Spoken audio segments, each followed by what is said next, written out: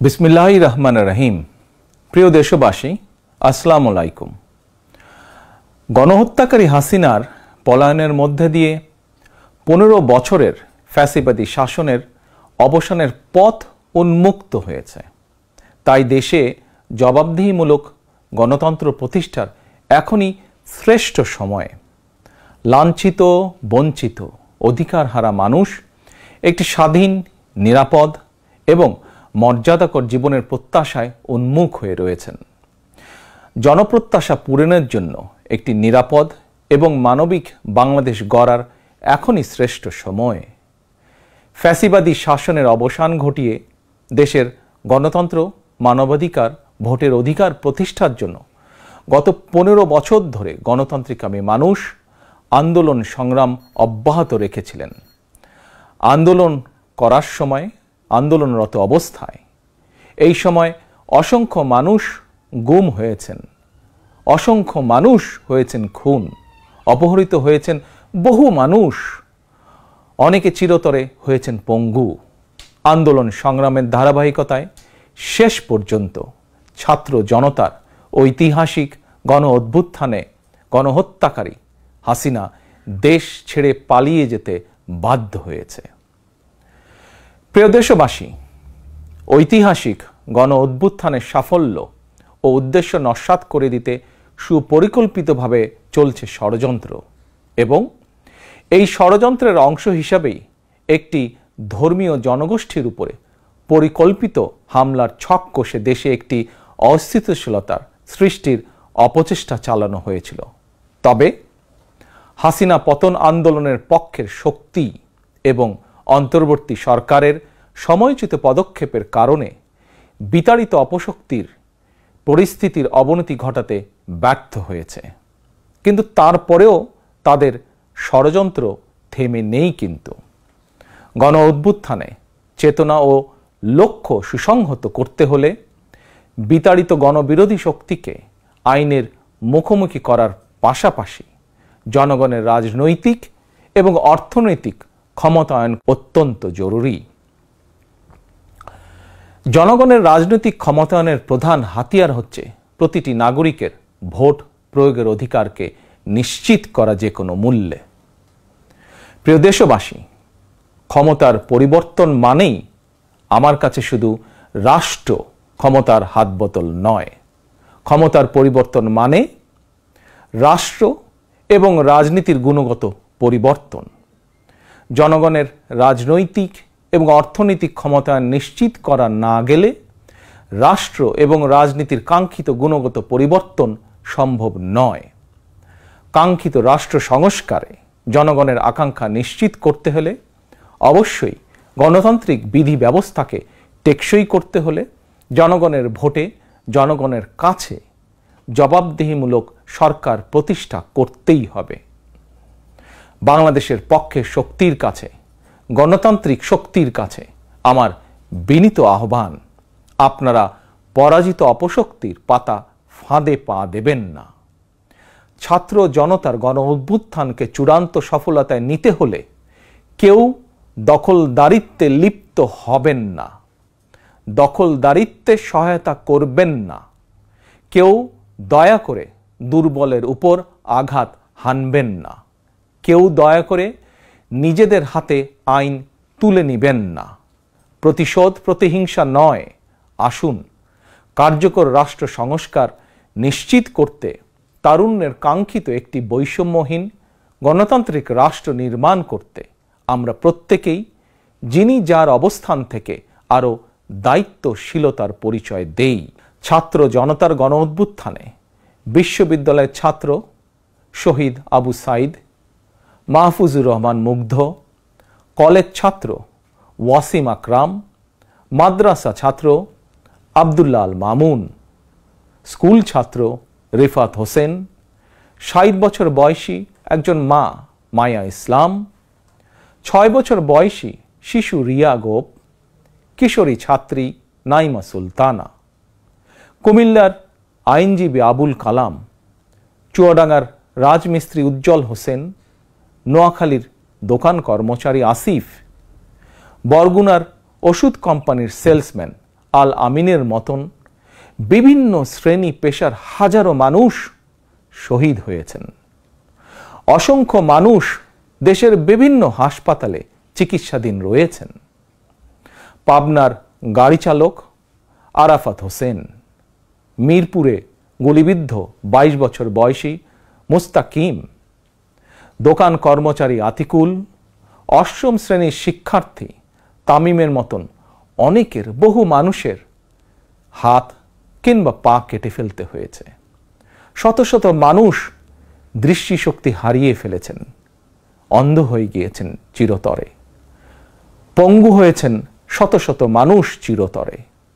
অসংখ্য প্রাণের বিনিময় 5ই আগস্ট অর্জিত স্বাধীনতায় গণতান্ত্রিকামী মানুষ আরও একবার স্বাধীনতার স্বাদ উপভোগ করলেও হাসিনা পতন আন্দোলনে যেসব পরিবার তাদের সন্তান স্বজনকে হারিয়েছেন কিংবা আহতদের চিকিৎসা করাতে গিয়ে যেসব পরিবারে অসহনীয় দুর্দশা নেমে এসেছে, সেসব বীর সন্তানদের ঘরে মুক্তির স্বাদের সেই ছোঁয়া এখনো লাগেনি। প্রিয় দেশবাসী, গণ অভ্যুত্থানে যারা হতাহত হয়েছেন তাদের তালিকা তৈরি করে প্রয়োজনীয় সহায়তার লক্ষ্যে অন্তর্বর্তীকালীন সরকার ইতিমধ্যেই নানা উদ্যোগ গ্রহণ করেছেন। এটি অবশ্যই একটি ইতিবাচক পদক্ষেপ।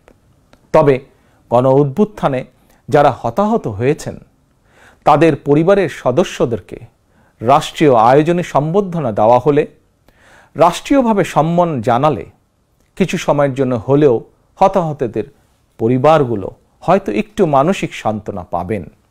এ ধরনের উদ্যোগ গণ অভ্যুত্থানে চেতনাকে আরও শানিত করবে বলে আমার বিশ্বাস।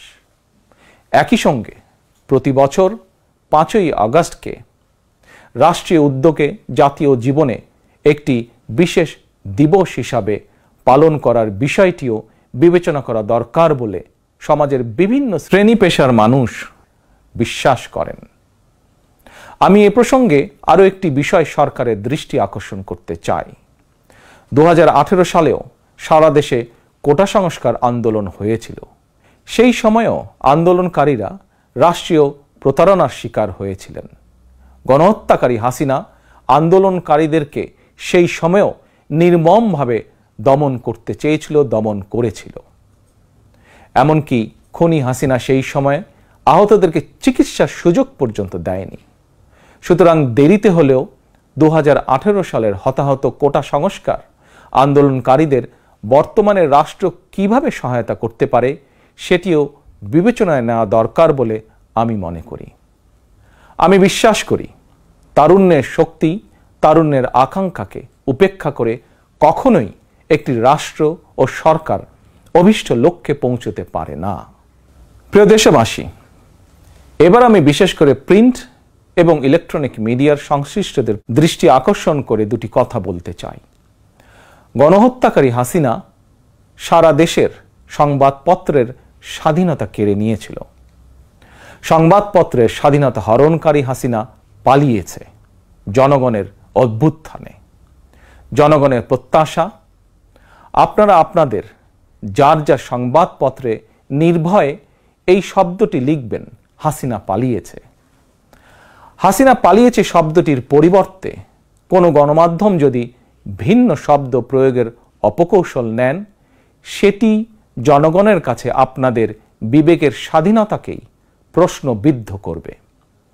আপনাদের প্রতি আমার বিনীত আহ্বান, গত 15 বছরে যেই সকল পরিবারের মানুষগুলো গুম, খুন, অপহরণের শিকার হয়েছেন, ছাত্র জনতার বিপ্লবে হাজারো মানুষ যারা শহীদ হয়েছেন, আহত হয়েছেন, তাদের এবং তাদের পরিবারের দুঃখ দুর্দশার কথাগুলো আপনারা আপনাদের সংবাদ মাধ্যমে তুলে ধরবেন।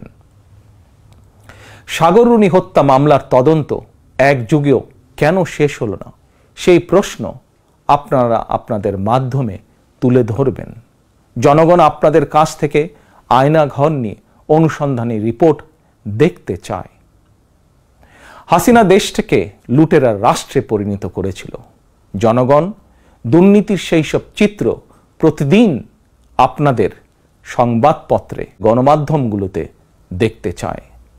গণহত্যাকারী খনি হাসিনা প্রতিবার কিভাবে জনগণের ভোটকে ডাকাতি করে নিয়ে গিয়েছিল, গণমাধ্যমে প্রতিদিন সেই সব চিত্র তুলে ধরে বিশেষ অনুষ্ঠান প্রচারের আহ্বান জানাই আপনাদেরকে। গণমাধ্যমে হাসিনার অপকর্ম ফ্রেমবন্দি থাকলে ভবিষ্যতে আর কেউ হাসিনার মতন ভোট ডাকাতি, গণহত্যায় লিপ্ত হতে সাহস করবে না, যা বাংলাদেশের ভবিষ্যৎ গণতন্ত্রের ভিতকে মজবুত করবে এবং ক্ষমতাসীনদেরকে স্বৈরাচারী আচরণ থেকে বিরত থাকতেও বাধ্য করবে। এবার আমি সারা দেশে বিএনপি এবং এর অঙ্গ ও সহযোগী সংগঠনের সর্বস্তরের নেতা, কর্মী, সমর্থক, শুভাকাঙ্ক্ষীদের প্রতি আহ্বান জানিয়ে বলতে চাই, রাষ্ট্র সংস্কারের পথ ধরে অন্তর্বর্তীকালীন সরকার যথাসময়ে জাতীয় নির্বাচনের তারিখ ঘোষণা করবে। সেই নির্বাচনে জনগণের রায় পেতে জনগণের মন জয় করুন। জনগণের বিশ্বাস, আস্থা এবং ভালোবাসা অর্জন করুন।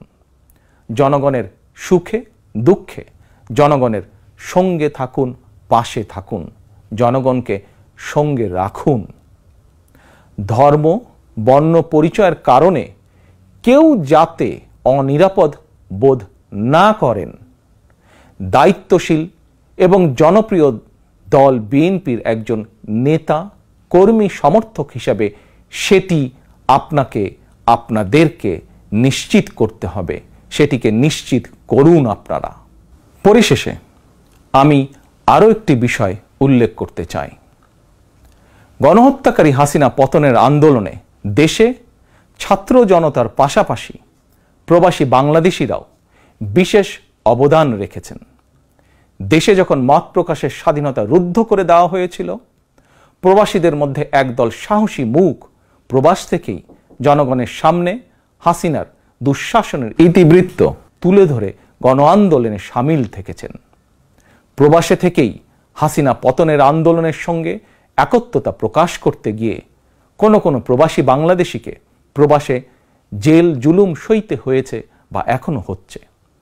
প্রবাসীদের অবদানকে কৃতজ্ঞতার সঙ্গে স্মরণ করে আমার আহ্বান, ছাত্র জনতার কাঙ্ক্ষিত একটি বৈষম্যহীন গণতান্ত্রিক বাংলাদেশ নির্মাণে অতীতের মতন ভবিষ্যতেও সংশ্লিষ্ট দেশের আইন মেনে সাধ্য মতন আপনারা আপনাদের যার যার অবস্থান থেকে ভূমিকা অব্যাহত রাখবেন। দেশে প্রবাসে সকলকে ধন্যবাদ জানিয়ে আমার বক্তব্য শেষ করছি। আল্লাহ হাফেজ। বাংলাদেশ জিন্দাবাদ। বাংলাদেশ জাতীয়তাবাদী দল জিন্দাবাদ।